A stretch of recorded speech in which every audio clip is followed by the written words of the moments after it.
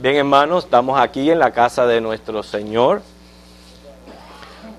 en su templo, y vamos a dar comienzo a esta clase. Vamos a alabar y bendecir el nombre de nuestro Señor y el Espíritu Santo entre nosotros.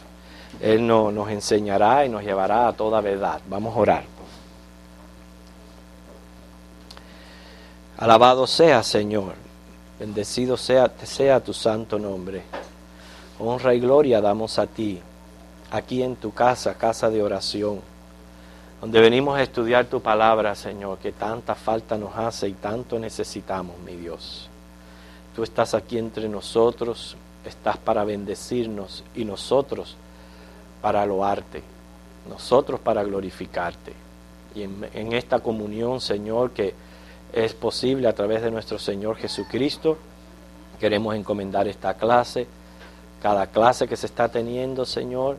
Bendice esta escuela dominical, aumenta, Señor, el número de sus estudiantes, poniendo el querer como el hacer en los corazones de todos, ese deseo genuino de buscar de ti, esa hambre y sed de tu justicia.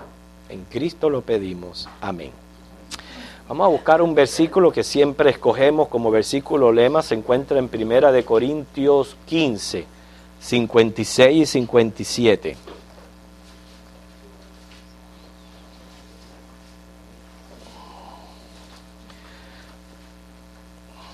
Primera de Corintios 15, 56 y 57.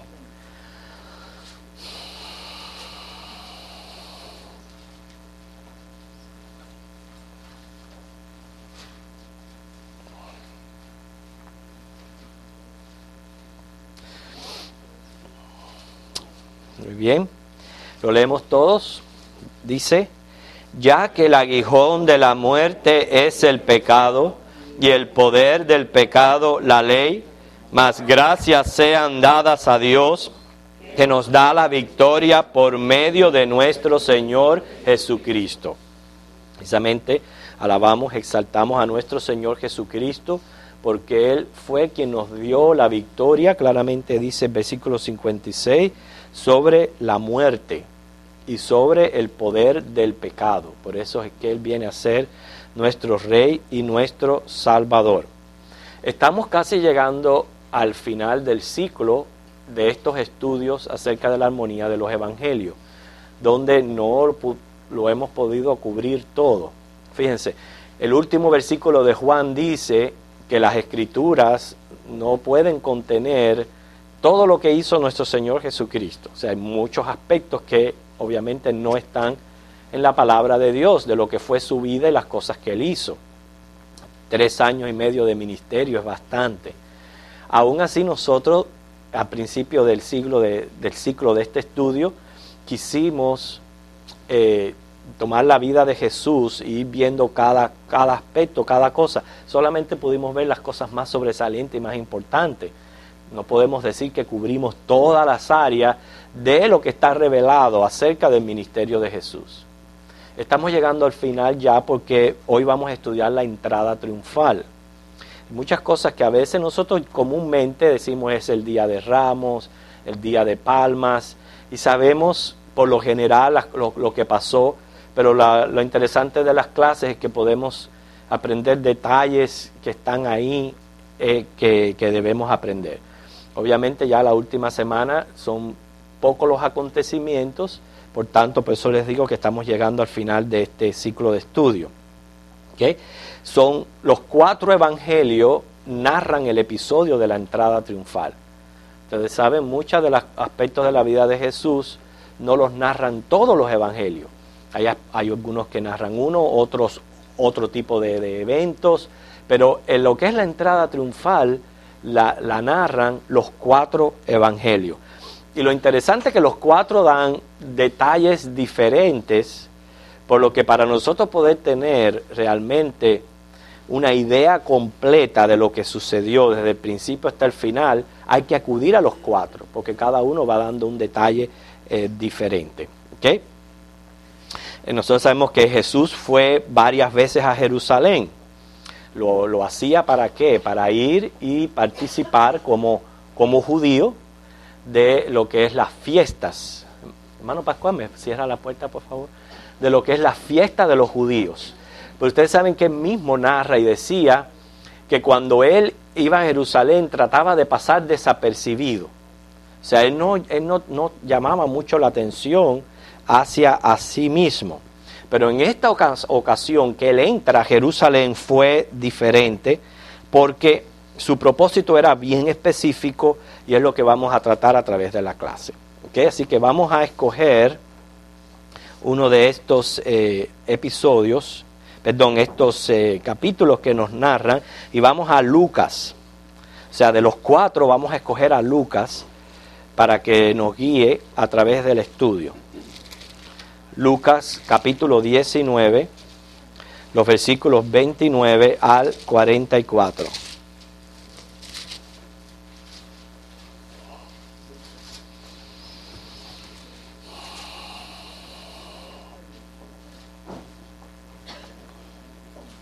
Si alguien está anotando, la entrada triunfal también la narra Mateo 21, del 1 al 11, Marcos 11, también del 1 al 11. Fíjense qué detalle tan interesante, que Mateo y Marcos lo narran diferentes capítulos, pero la misma serie de versículos. Y Juan 12, del 12 al 19.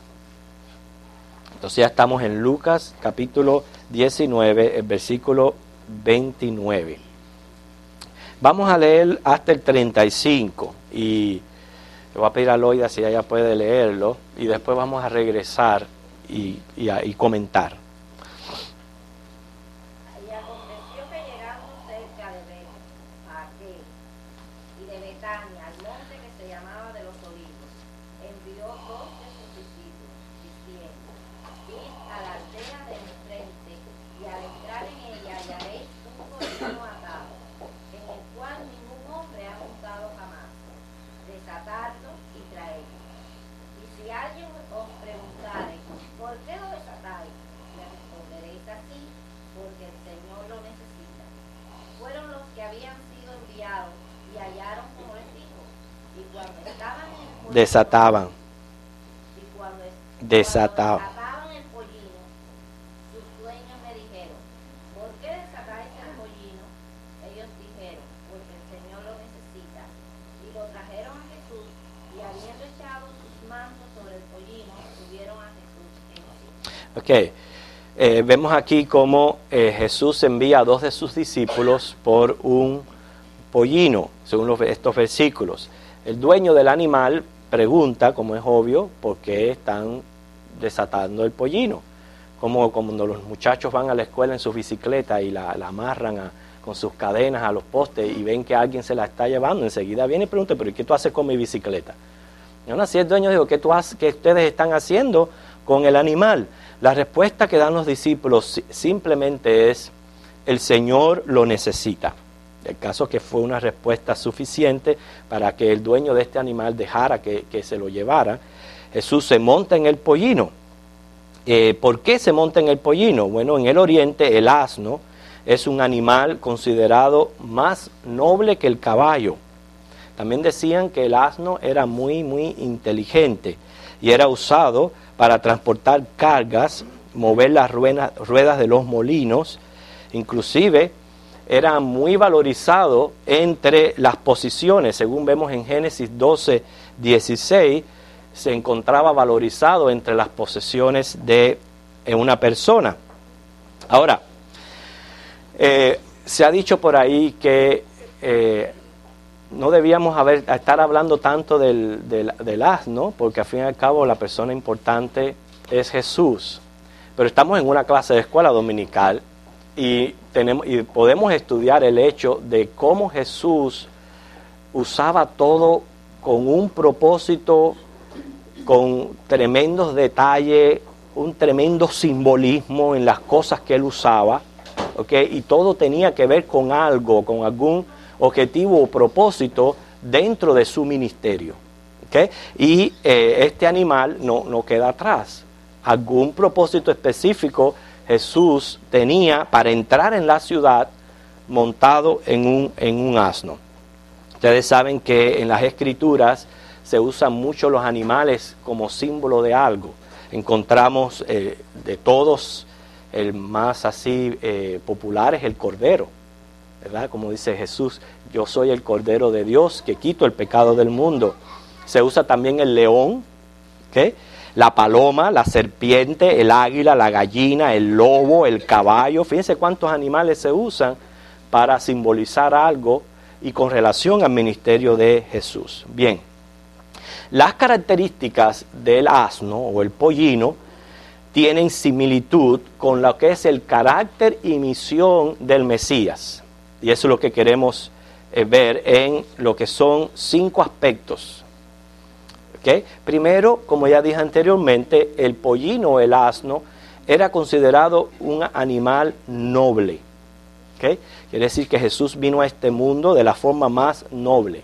Desde su nacimiento hasta su muerte. Él nació en un pesebre. Él mismo dice, no tuvo posesiones materiales. Él dice, yo no tuve un lugar donde recostar mi cabeza. No tuvo tampoco pretensiones políticas. ¿Okay? Ustedes saben que trataron hasta de hacerle rey. Sin embargo, él no tuvo estas pretensiones políticas. Así que lo primero que simboliza el animal en la misión y el carácter del Mesías es su nobleza. Lo segundo es la inteligencia. Nosotros creemos que Jesús es Dios, y como Dios que es omnisciente, y lo tenemos como el maestro por excelencia. En tercer lugar, el uso del asno era transportar. ¿Okay? Quiere decir que Jesús vino a este mundo a servir y no a ser servido. Él fue obediente a su Padre. Y lo increíble es que Él, dice, llevó sobre nosotros el pecado nuestro. O sea, Él transportó sobre sus lomos lo que era la carga de nuestro pecado. ¿Okay? Por eso es que se encuentra esa similitud. La cuarta similitud es llevar cargas. Él dice que Él da descanso a los cargados porque Él lleva nuestras cargas, no solamente nuestros pecados, pero también todas las necesidades que nosotros tenemos en esta tierra, Él las lleva con nosotros. Y en quinto lugar, el animal es muy valorizado, que se contaba entre las riquezas de una persona. Te dirás, bueno, pero Jesús fue menospreciado cuando Él vino a la tierra. Sí, Él fue muy menospreciado por muchos, pero para aquellos que creen en Él, para los que le aman, para nosotros que somos sus hijos, Jesús, ¿qué es? Nuestro tesoro. Lo que más valorizamos en esta vida es nuestro Señor Jesucristo. Así que mientras que los reyes solían entrar a las ciudades con caballos blancos, porque esa fue la idea de él entrar en un asno, ¿okay? Cuando los reyes venían después de haber ido a una batalla y venían vencedores, ellos entraban a la ciudad en caballo blanco, con tremenda posesión, y le hacían un tremendo recibimiento. Esa fue la idea que Jesús quiso llevar a cabo, tomando en cuenta las cosas que se hacían en aquel entonces. Él entró en la ciudad como rey que es. ¿Okay? Pero mientras que los caballos blancos mostraban su realeza, su poder y su dignidad, Jesús entró sentado sobre un asno. Repito, para mostrar actitud de noble y de siervo. Ya estas son razones por las cuales Él entró en un asno. No solamente estamos hablando de similitudes en el carácter, sino ahora razones. Número 1, mostrar actitud de noble y de siervo. Número 2, mostrar que su reino es diferente. Cuando los reyes entraban en caballo por una ciudad, era después de haber ido a una guerra, y a través de la violencia salir victorioso, ¿no es cierto? Pero Jesús venía diciendo, mi reino es diferente. No es a través de la violencia, no es en el camino de la violencia. Se recuerdan pocos días después que hizo Pedro, cuando vinieron al huerto de Getsemaní, enseguida sacó una espada y le trató de cortar la oreja, le cortó la oreja a un soldado. Y Jesús lo reprimió. Dije, no. Si yo quiero, ahora mismo envío una legión de ángeles y acaban con todos ellos aquí. Pero yo no vine a conquistar mi reino a través de la violencia, sino por el camino del sufrimiento, el camino de la servidumbre, el camino del amor. Ese fue su estilo y lo que lo llevó a la victoria. La entrada en sí está representando, como leímos en 1 Corintios 15, la conquista sobre el reino de la muerte. Imperios han venido y se han ido. Todos los valientes han nacido y han muerto. ¿Okay? Sin embargo, hoy estamos en otro tipo de gobierno o de lucha. No es como en aquellos tiempos, que era el tiempo de la conquista, del dominio, de las posesiones. Pero aún así, el único que ha venido conquistando el reino de la muerte es Cristo. Él es el único. ¿Okay? Y en cuarto lugar, que en su segunda venida, sí Jesús va a entrar triunfalmente en el mundo, y en esta ocasión Él viene montado en un caballo blanco.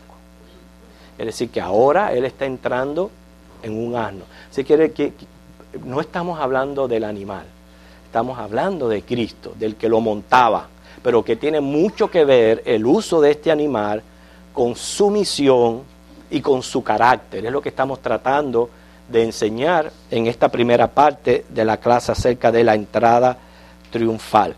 Quiere decir que Jesús entra como conquistador de la muerte. Otro detalle interesante. Cuando los reyes entraban en una ciudad, ya había ocurrido la guerra. Y entraban victoriosos, trayendo las posesiones, el botín, todos los que habían capturado presos. Jesús entra ya triunfante sobre la muerte. Todavía no había ocurrido la crucifixión. Aún no había ocurrido. Iba a ocurrir durante esa semana, pero aún no había ocurrido. Pero todas las cosas que el Señor hace, ¿okay? La hace dentro de su plan soberano, dentro de su plan omnisciente. Por eso es que es profetizado, por eso es que ya se ve como cumplido. Aunque no hayan ocurrido las cosas, ya están cumplidas. Porque lo que está indicando es que las cosas que Dios ha propuesto, las cosas que Dios ha planeado y decretado, no hay fuerza humana que las pueda evitar. No hay nadie que se pueda imponer a lo que Dios ya tiene decretado. Y por eso es que aunque Él venció la muerte en la cruz del Calvario, ya Él entra como un rey victorioso sobre el reino de la muerte. Y nosotros sabemos que esto es bien importante para nosotros. ¿Por qué? Porque nosotros estamos sujetos a la muerte. Y es bien importante para nuestra fe saber de que Cristo venció la muerte por nosotros. Así que el verdadero propósito de la entrada triunfal, a la manera que solían hacer los reyes, era manifestar la victoria sobre el poder, sobre el dominio del reino de la muerte. Que vamos a ver los próximos versículos. Estamos en Lucas capítulo 19 y ver que Jesús recibió una calurosa recepción. Por esta recepción y la manera que lo hicieron, es que se conoce ese día domingo como Domingo de Palmas o Domingo de Ramos. ¿Okay? Los versículos 36 al 40. Hermana Cecilia, ¿quiere leerlo por favor? 36 al 40.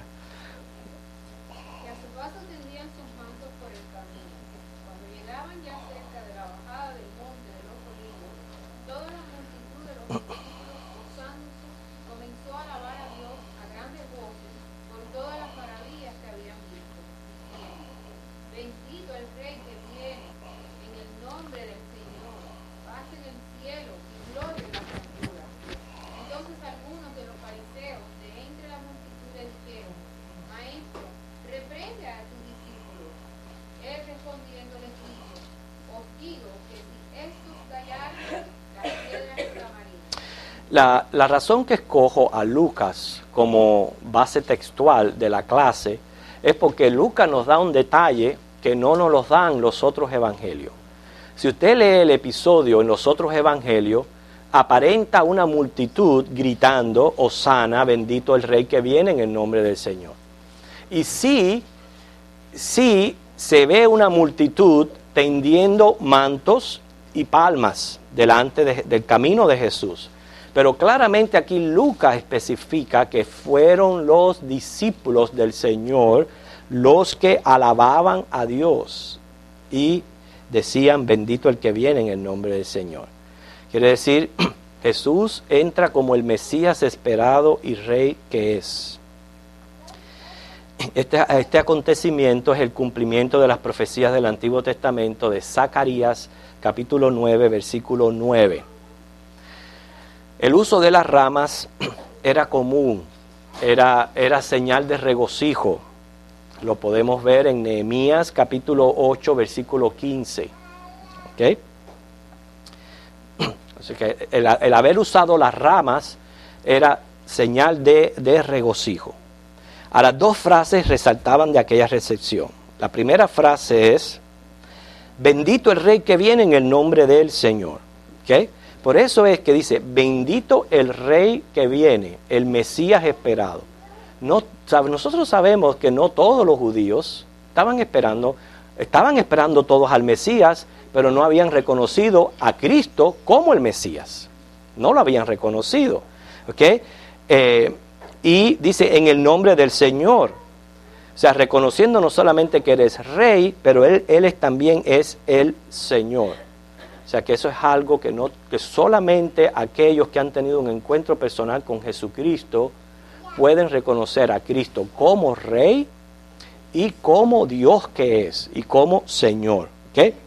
Por eso es que claramente Lucas menciona que fueron los discípulos quienes proclamaban esta frase. También decían, Hosana al Hijo de David. Esta frase significa, salva ahora, o tiene varios significados. Número, salva ahora, o te ruego que salves, o venga a tu reino, que es una manera de salvar. Eso es lo que significa Hosana. Todo eso significa esa palabra, Hosana al Hijo de David. Salva ahora, o te ruego que salves, o también venga a tu reino. Esa frase solamente haya verdadero significado en los que han tenido un encuentro personal con Cristo Jesús. Noten que, a diferencia de los discípulos, los religiosos que estaban allí presentes no soportaban aquellas alabanzas. No las soportaban. Porque el que no es nacido de Dios, el que no ha nacido de nuevo, hasta que el Señor no le toca su corazón y esta persona no cambia, no es nacida de nuevo, usted se pone a pensar, todo esto es un tremendo fastidio. No resisten. ¿Por qué no resisten? Porque precisamente el pecado del hombre lo ha llevado a ponerse él en el centro de su voluntad. Entonces viene a ser suficiente en sí mismo, viene a ser autosuficiente. Y casi siempre note que el hombre lo que está es teniendo hambre en su egoísmo de adulación, de ver cómo él se eleva por sobre los demás, de ser reconocido en su grandeza y poder. ¿No es cierto que esa es la naturaleza de muchos? Fíjense para que usted vea que en el mundo de los artistas, que les llaman estrellas, a mí no me gusta llamarle estrellas, pero el mundo le llama estrellas. Cuando hay una estrella que se está opacando mucho, van y cometen un crimen, ¿okay? Para poder llamar la atención, para poder brillar. En este momento ahora las estrellas están brillando, pero por las cosas malas que están hechas. Yo no sé cómo no les da vergüenza. Que cogen presos borrachos, que si esto, que si embarazadas con 15 años, que si... ellos tratan de hacer eso, ¿por qué? Para brillar, para estar en las primeras páginas de la revista. O sea que es increíble cómo ha llegado el ser humano en su altanería y su vanidad. Por eso es que el que no es cristiano no resiste que se le alabe a Cristo. No resiste que se le alabe a Cristo. Y eso influencia en muchas iglesias, porque hay muchas iglesias que también el hombre viene a ser el centro de la atención y es al hombre a quien se le adora y quien se le alaba, y no es Jesucristo. Jesucristo viene a ser algo que se menciona así, pero más lo que se está exaltando es al hombre. Nosotros tenemos que ser una iglesia cristocéntrica, donde Cristo sea el ser a quien venimos a adorar, a alabar, a exaltar. Si nosotros usamos nuestros dones y nuestros talentos, es para glorificarlo a Él, no para gloria nuestra, es para glorificar a Cristo. Por eso es que esto, hermano, a menos que uno haya nacido de nuevo, ni lo puede percibir, ni lo puede apreciar, ni menos puede proceder de esa manera. Noten cómo dicen los versículos 39 al 40. Entonces algunos de los fariseos de entre la multitud le dijeron: Maestro, reprende a tus discípulos. Él respondió, les dijo: os digo que si estos callaran, las piedras clamarán. Así que hasta aquí, en lo que es la entrada triunfal, ¿okay? Claramente vemos que Jesucristo es el centro de todo. Él está entrando a la ciudad. ¿Por qué? Porque ya Él venía como conquistador del reino de la muerte. Y como conquistador del reino de la muerte, Él es bendito. ¿Okay? Y a Él alabamos porque Él vino a salvarnos. Y solamente nosotros, sus hijos, que hemos entendido estas cosas, apreciamos el valor de la alabanza y de la adoración y la dirigimos solo a Él. Pudimos ver al principio de la clase también todo lo que tiene que ver el hecho de que Jesús haya ido a mandar a sus discípulos a mandar por un asno. ¿Okay? Tiene un alto simbolismo en el uso de este animal y en los propósitos que en ese momento Él estaba cumpliendo. Por eso es que hay una diferencia, según Apocalipsis 19, lo muestra Él entrando a Jerusalén montado en caballo blanco, porque cuando ya Él venga, Él viene como conquistador ya de los reinos de este mundo. Así como hacían los reyes, como hacían los imperios que avanzaban y cuando venían como victoriosos, así Jesús va a entrar victorioso porque él ha obtenido el poder de todos los reinos de la tierra. Y entonces sí entra en un caballo blanco. ¿Okay? No podemos confundirnos con el que entra en caballo blanco al principio de Apocalipsis, porque ese es el anticristo, no es lo mismo. ¿Okay? Pero Cristo entra en caballo blanco. Así que una vez recibe la recepción de las personas, ya sabemos ya que el uso de ramas, de tender los mantos, era común y era símbolo de regocijo, que los discípulos eran los que estaban alabando y cantando. Yo no niego que algunas personas también se hayan emocionado y unido al canto y al coro, pero a menos que tú hayas nacido de nuevo de corazón, esas palabras no tienen sentido. Tú podrás unirte a la gritería y podrás unirte a lo que están haciendo la gente, pero solo aquellos que han sido tocados en sus corazones adoran y alaban a Dios en espíritu y en verdad, como dice la palabra de Dios. ¿Okay?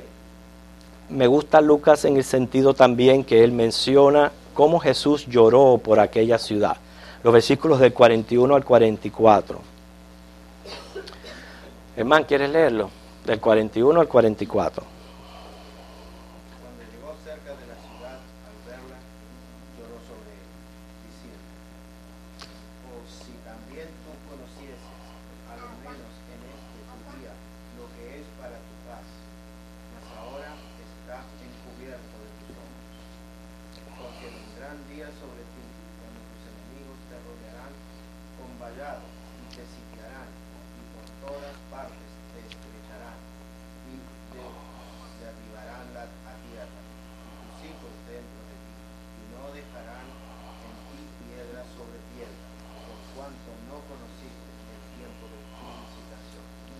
Jesús llora por aquella ciudad.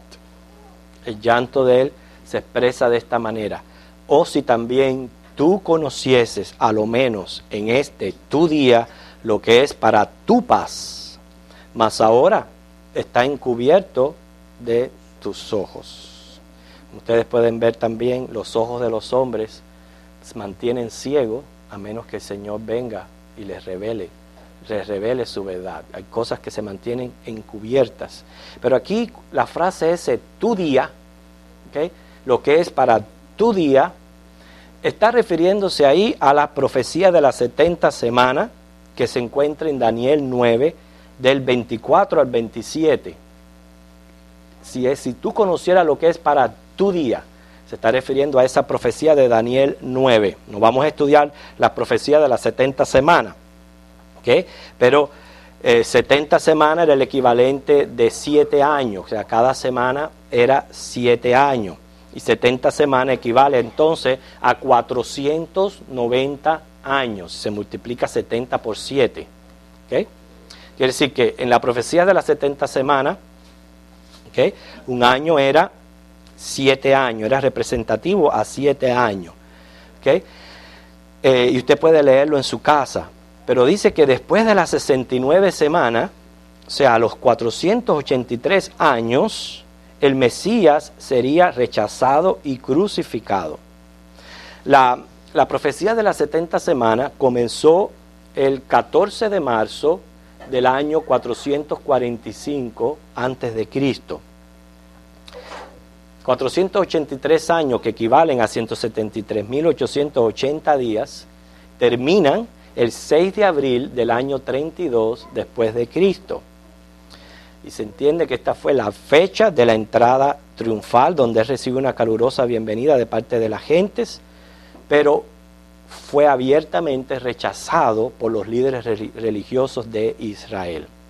Por eso que Jesús llora sobre Jerusalén, porque ellos no reconocieron su día, ¿okay?, el día de su destrucción. Número 1, cuando serían cercados por sus enemigos, y número 2, cuando serían muertos y el templo destruido. En el invierno del 68 después de Cristo, hubo un desorden en Roma que resultó en el suicidio de Nerón. Ustedes han escuchado de Nerón, ¿verdad? El emperador Nerón fue un hombre cruel. Bueno, hubo un desorden en Roma y debido a este desorden él se suicidó. El imperio tuvo un año de muchas turbulencias y Vespasiano se convirtió en el nuevo emperador de Roma. Y fue Vespasiano quien mandó a un general llamado Tito a que conquistara a Jerusalén. El general Tito llegó a Jerusalén en febrero del 70 después de Cristo. Llegó con 80,000 soldados romanos. La ciudad se encontraba sobrepoblada, ya que muchos peregrinos se habían refugiado allí para precisamente protegerse del avance romano. Tito hizo un llamado a la rendición, pero más bien lo que hicieron fue burlarse de él. Así que el sitio oficial de Jerusalén comenzó precisamente durante la celebración de la Pascua de ese año. Los judíos lo que respondían a aquel sitio tirando grandes piedras, aceite hirviendo sobre sus enemigos. Los romanos no se quedaron de brazos cruzados. Se dice que crucificaron a cientos de prisioneros. El hambre era grande en toda la ciudad. El 17 de julio, nosotros estamos hablando de aquí, pero esto es tan importante, hermano, en la historia de lo que está sucediendo. El 17 de julio cesaron los sacrificios diarios en el templo por la falta de animales, porque el hambre era tal que lo que se comieron los animales. Es más, dice la historia, los que escribieron acerca de esto, no que las madres mataban los hijos, pero si un hijo fallecía por hambre o por cualquier otra cuestión, se comían al hijo. Así era el hambre. Los hombres, dice, se peleaban por un puñado de gramos de excremento de ave para poderse alimentar y sostener. El 8 de septiembre los romanos entraron en la ciudad, quemaron el templo y aplanaron las paredes. Y lo único que dejaron fue ese muro de lamentación que usted ve allí en Israel. Desde aquel entonces Fue lo único que dejaron. Todo lo demás lo destruyeron por completo. ¿Okay? Dice que alrededor de 1 millón de judíos murieron por espada, fuego y crucifixión, cumpliéndose en ese 70 después de Cristo la profecía de Mateo 24 del 1 al 2. Entonces fíjense lo revelante que es todo esto y que es este llanto de Jesús sobre esta ciudad. Dice, si hubieras reconocido en este tu día lo que es para tu bien, si me hubieras reconocido a mí como el Mesías que ustedes esperaban. Pero no lo reconocieron y él lloró. Y claramente aquí dice, vendrán días sobre ti cuando tus enemigos te rodearán con vallado, te sitiarán, por todas partes te estrecharán. Dice, te derribarán a tierra, a tus hijos dentro de ti, y no dejarán en ti piedra sobre piedra, por cuanto no conociste el tiempo de tu visitación. Lo increíble de esto es que desde aquel entonces, una vez que el templo fue destruido, el judío perdió su contacto con sus sistemas religiosos. Ya desde aquel entonces no han podido hacer más sacrificios. Por eso dice el Señor que cuando vuelva el anticristo, cuando venga el anticristo y se reconstruya aquel templo, volverán entonces a reanudarse todo ese sistema sacerdotal y todos esos sacrificios que ellos solían hacer en aquel entonces.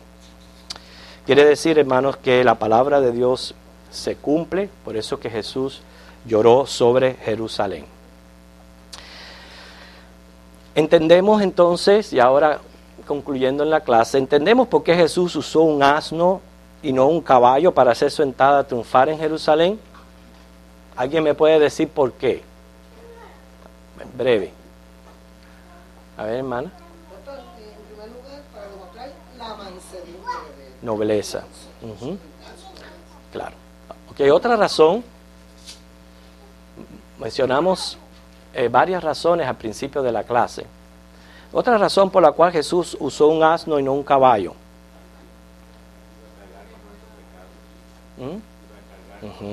Muy bien. ¿Y el asno es un animal de carga, Cecilia? Ok, él estaba mostrando el carácter de su reino y que el reino de él era diferente, algo que no entendieron los judíos y aún todavía no entienden que lo que él vino a representar es el reino de los cielos y a vencer el reino de la muerte. Okay, todas esas cosas tan implícitas en el uso de este animal. Okay. Quiere decir que lo que Jesús estaba conquistando es el reino de la muerte, salvándonos a nosotros de lo que es la muerte segunda. ¿Okay? De la muerte biológica, que cuando se separa el alma del cuerpo, esa es consecuencia de nuestro pecado y es común para todos los hombres. Pero de lo que Jesús está librándonos a nosotros es de la muerte segunda, o sea, de la separación del alma de Dios. La primera muerte se separa el cuerpo del alma. La segunda muerte se separa el alma de Dios. De esa es la que nos está librando Jesús.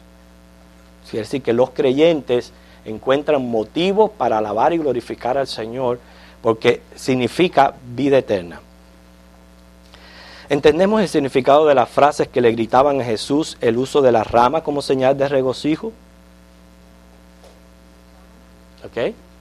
Cuando decimos bendito, sálvanos ahora o salva ahora. Y eso está implícito también en la oración del Padre Nuestro. Cuando nosotros oramos decimos, venga tu reino. ¿Qué significa eso que venga tu reino? ¿Qué significa venga tu reino? ¿Sí, no? A ver. Venga tu reino. ¿Qué significa ahora?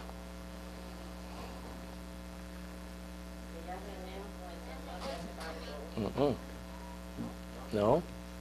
Estamos orando por la conversión de las personas que aún todavía no han procedido a arrepentirse. Eso es lo que significa venga tu reino. O sea, nace en los corazones, porque hasta que el Señor no nazca en los corazones de aquellos que están puestos para salvación, Él no viene en su reino. Por eso lo primero que tiene que hacer es Cristo nacer en los corazones de las personas. ¿Okay? ¿Entendemos por qué Jesús llora por aquella ciudad? A ver, ¿por qué?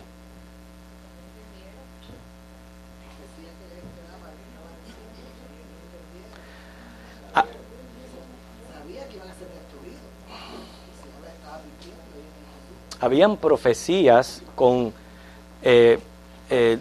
¿cómo pudiéramos decir? Precisión de tiempo. Que estas profecías de las 70 semanas de Daniel tenían un tiempo de precisión en su cumplimiento. Porque si usted lee la profecía, encuentra ahí cómo, si ustedes quieren, vamos allá un momentico, porque me interesa Daniel 9.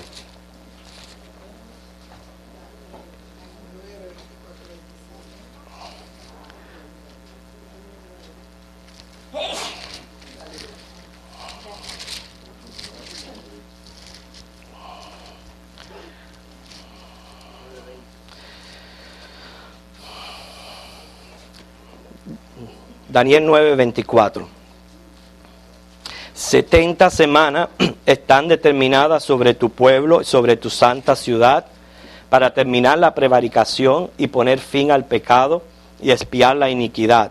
Las 70 semanas incluyen el tiempo completo hasta que venga Cristo en su segunda venida.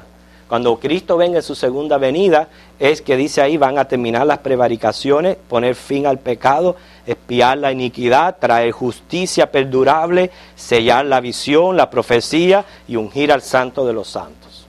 Quiere decir que 70 semanas hay entre el tiempo en que eso se va a cumplir. Ahora dice, ¿sabe pues y entiende que desde la salida de la orden para restaurar y edificar a Jerusalén, y esa es la fecha que les dije, que es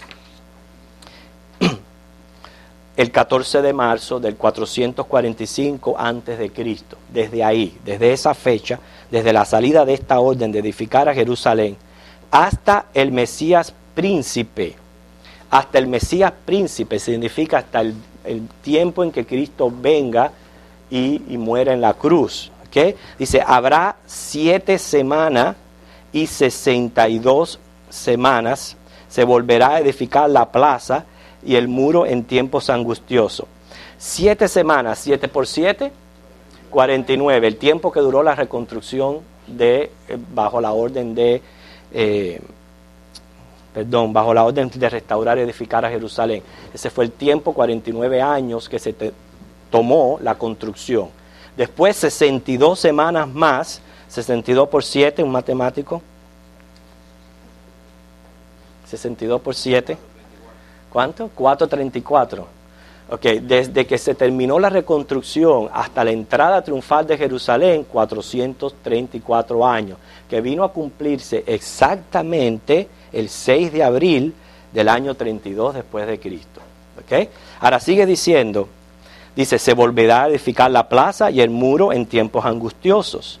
Dice, y después de las 62 semanas, ¿okay? Se quitará la vida al Mesías. Está hablando de esa semana de la entrada triunfal donde Jesús fue crucificado. Dice, mas no por sí. Y el pueblo de un príncipe que ha de venir destruirá la ciudad y el santuario, y su fin será con inundación. Está mencionando ahí el sitio de Jerusalén, que ocurrió en el 70 después de Cristo.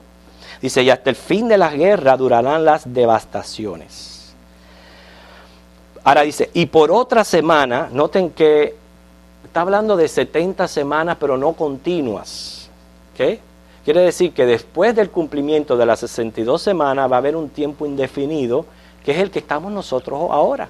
Nosotros estamos en ese tiempo indefinido en que está lo que es el ministerio de la gracia del Señor.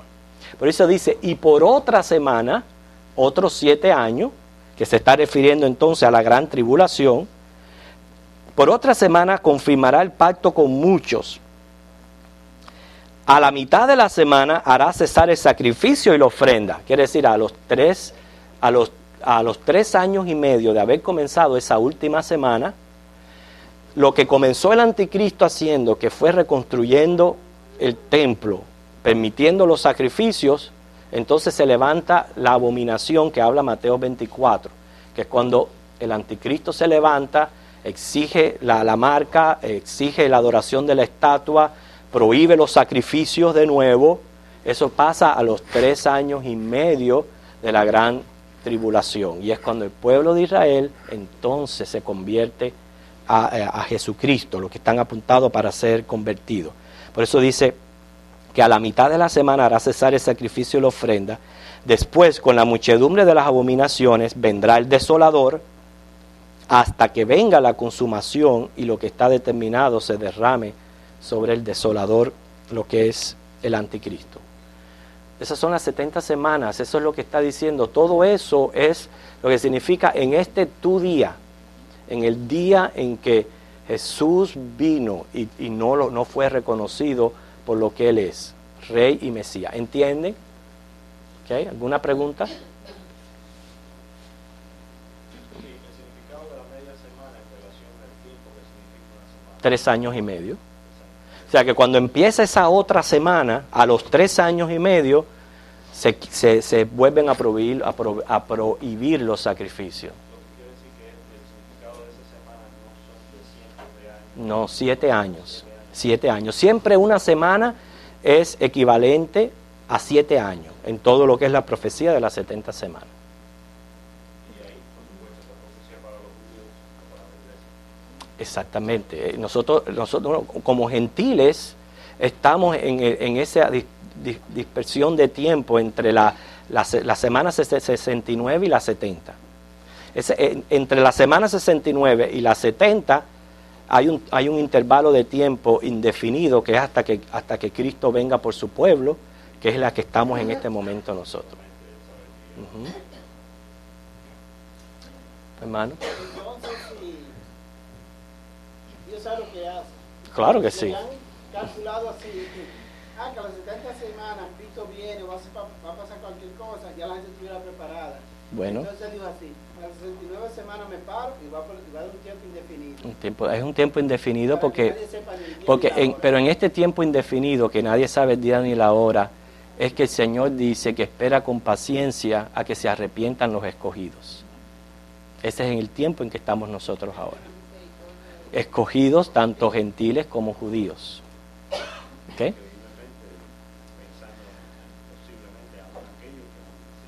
¿Sí? No se sabe. No se sabe el tiempo es indefinido entre una semana y otra en que estamos en este momento nosotros.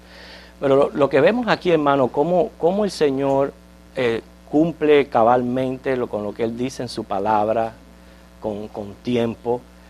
Nosotros, más bien para hallar un poquito de aplicación a la clase, nosotros tenemos que pensar que también tenemos nuestro tiempo de visitación, donde el Señor nos visita, donde el Señor nos revela el Evangelio, nos revela a Cristo, nos revela su misión. ¿Okay? Aquellos que tocados por el Señor se entregan a Él, gozan de la salvación, son del grupo de los discípulos que alaban y glorifican al Señor, como hemos acabado de leer. De igual manera que Jesús profetizó la destrucción de Jerusalén y del sistema religioso de los judíos, nosotros sabemos que está profetizada la destrucción de este mundo y que está profetizada la destrucción de todos los sistemas religiosos ajenos al cristianismo verdadero. Fíjense, los fariseos y escribas de aquel entonces, ¿okay? eran religiosos, temerosos de Dios más que ningún otro, ¿okay? Piadosos, mas sin embargo, cuando escuchan que se está alabando a Jesús, no lo resisten. Fue un fastidio tan grande que tuvieron que venir al Señor y decirle: Señor, ya calla a esa gente. Es porque el enemigo no resiste las alabanzas cuando se le dan al Señor. Y todo aquel que no ha nacido de nuevo. ¿Okay? De igual manera, hermanos, si usted se pone a pensar, hoy día hay un sinnúmero de gentes enredadas en religiones ajenas al cristianismo, creyéndose que están muy bien, mas sin embargo están ajenas al cristianismo. Y nosotros sabemos que por eso nosotros somos cristianos, porque somos cristocéntricos. Seguimos a Cristo porque Él es nuestro Rey, nuestro Señor, nuestro Salvador. Él es el Dios eterno, Él es el Dios de las Escrituras. Y no hay otra religión, no hay opciones. ¿Okay? Cristo es la única verdad. ¿Okay? Dos dos declaraciones no pueden competir por la verdad cuando son diferentes. O una es verdad y otra es mentira, pero las dos no pueden ser verdad. Y si lo que tú te practicas es diferente a lo que yo practico, alguno de los dos está equivocado, porque dos verdades no pueden haber iguales. ¿Cómo comprobar entonces? Vaya a las Escrituras, y las Escrituras les van a mostrar verdaderamente quién es el Cristo. Por eso, fuera de reconocer a Cristo como Salvador y reconocer su misión de Mesías, no hay salvación. Él es el camino de verdad. ¿Okay?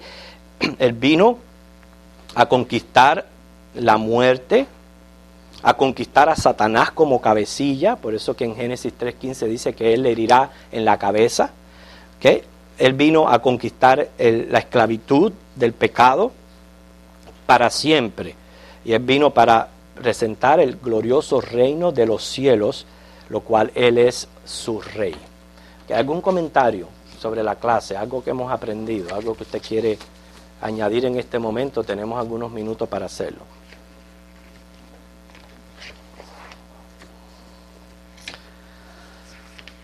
¿Qué usted aprendió acerca de la entrada triunfal?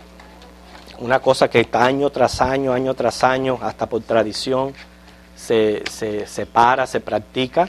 Sin embargo, usted no había escuchado hasta ahora algo acerca de la semana de la entrada triunfal, hermano. La escogida del pollino. Nuevo. Saber que era el carácter parecido al Señor. ¿Qué nos está indicando a nosotros? Todo en las Escrituras, cada detalle tiene un tremendo simbolismo y un propósito por lo cual el Señor lo ha usado. Él no hace las cosas así por hacerlas, sino todo es planificado. Esto del pollino estaba profetizado en Zacarías 9:9. Eso no es una cosa que en ese momento... Ajá. Que no cree, No. cerrado, porque viene... Por eso le digo, no fue que en ese momento, ay, mira, el burrito se me parece a mí. No fue eso. Ya en Zacarías 9:9 ya se decía que él iba a venir montado en un pollino. Y tenía un alto nivel, un alto simbolismo en cuanto a eso. Algo más que hayamos aprendido.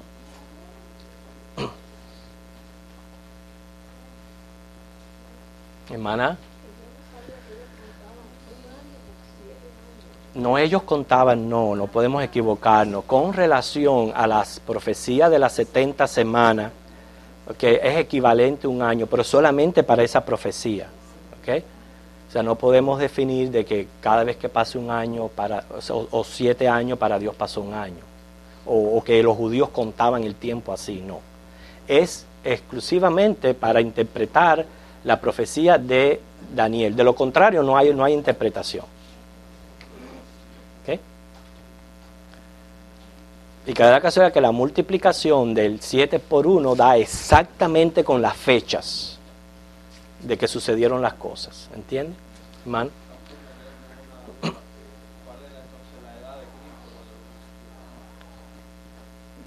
Bueno, imagínense, Cristo nació, se entiende que él había nacido en el 4, más o menos aproximado antes de Cristo, y lo relacionan todo con lo que le sucedió a Herodes, en el hecho de que él murió ese año.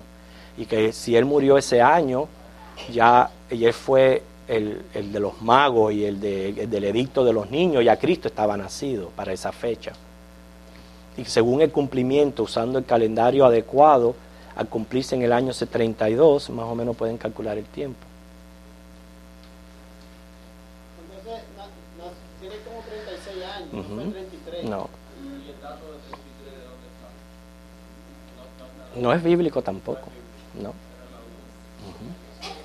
No hay un dato en la Biblia donde dice que Cristo tenía 33 años. Precisamente yo creo que lo empiezan a calcular cuando se dividen las eras y no se dan cuenta de que Cristo ya había nacido 4 años antes de la división de la era. ¿O sí? Ahora, ¿cómo de 30? Hay que ver también si se usa esa palabra, ¿cómo de 30? O decía si tenía 30. Pues porque si te dice ¿cómo de 30? Es un cálculo. No, claro que tenía que... No, menos de 30 sí decimos que no es. Menos de 30 que no es. Bueno, déjeme decirle, es un buen dato para comenzar a explorar a aquellos que nos gusta detallar estas cosas. Sería bueno, un buen dedicarnos en la semana y traer la semana que viene una respuesta de algo que hayamos podido buscar en cuanto a eso. En estos momentos los judíos están con todos los requisitos que quieren para construir el templo. Supuestamente la vaca roja y las otras cosas que no necesitaban los requisitos para tener exactamente todo lo. Bueno, cuando ellos inauguren todo su sistema sacerdotal, obviamente van a tener todo esto necesario para ejercer todos estos sistemas, sean réplicas o sea.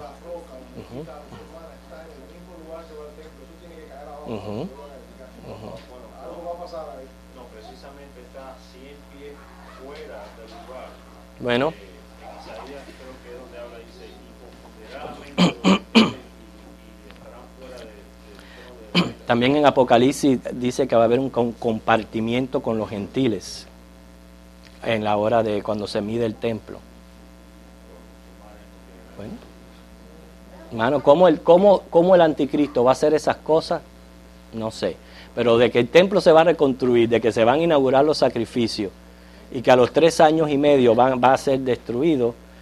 Y con relación a lo que estábamos hablando anteriormente, hermanos, nosotros tenemos que tener mucho cuidado cuando tenemos una profecía delante. Porque la profecía viene de Dios, no es invento de los hombres. Daniel no la inventó. Y hay una fecha marcada. Si no tuviéramos el dato de la orden dada, del comienzo de la construcción de los muros de Jerusalén, estuviéramos con un tremendo problema en cuanto a tiempo. Pero nos dan detalles de cosas que sucedieron en la historia para nosotros tener definición en cuanto al cumplimiento de los tiempos. Hay un detalle histórico. Hay también, lo que pasa es que no quiero entrar en la clase, en el estudio completo de las 70 semanas, pero hay un detalle histórico, hay años específicos contados, que la multiplicación por 7 hace sentido en todo lo que se está cumpliendo, y debido al calendario, que hay 4 calendarios, debido al calendario judío que era el que usaban ellos, en este momento no tengo en la mente cuál de ellos era, se cumple con exactitud esta fecha de la entrada triunfal de Jerusalén. O sea, que teológicamente ellos pueden decir que es verdad, sí, Estaba todo, él estaba cumpliendo a cabalidad todo cuanto a eso. No, ahí en esa entrada triunfal es que se le quita la vida al Mesías. Que se le quita la vida al Mesías. Ok, bueno, entonces, hermanos, nos despedimos, nos ponemos en pie, no hay ninguna otra duda o pregunta. Nos quedamos entonces traer información en cuanto a la edad de Jesús. ¿Quiénes van a hacer la tarea? Yo no tengo tiempo. ¿Quién va a hacer la tarea? Yo no tengo tiempo. Ok.